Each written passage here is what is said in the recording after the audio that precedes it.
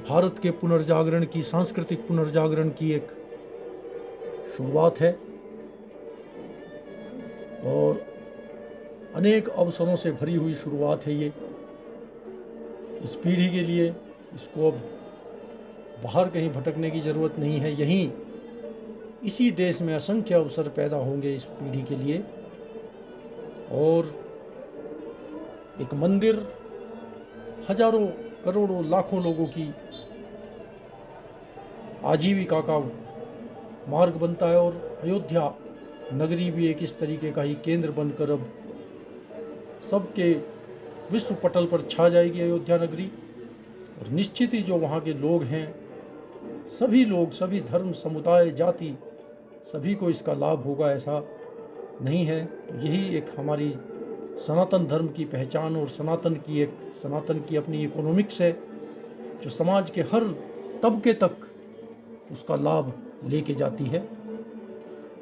तो ये निश्चित ही एक बहुत अच्छी शुरुआत। और अन्य जो हमारे असंख्य मंदिर उपेक्षा का शिकार हुए पड़े हैं, निश्चित ही अब इस कदम से, प्रधानमंत्री जी के कदम से, उनकी तरफ भी सभी का ध्यान जाएगा और निश्चित ही अनेक अन्य मंदिरों का भी जीर्णोद्धार होगा और नई पीढ़ी भी इस पूरे कार्यक्रम को देख रही होगी और वो कहीं ना कहीं अपनी परंपराओं से, अपनी पद्धति से, अपने जो है सनातन धर्म से जुड़ाव महसूस करेगी और जुड़ेगी।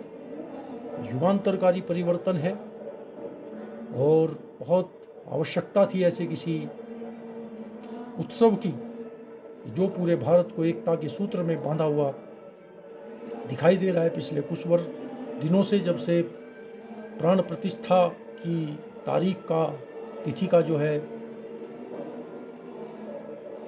सबको बताई गई थी, तभी से पूरा देश राममय है।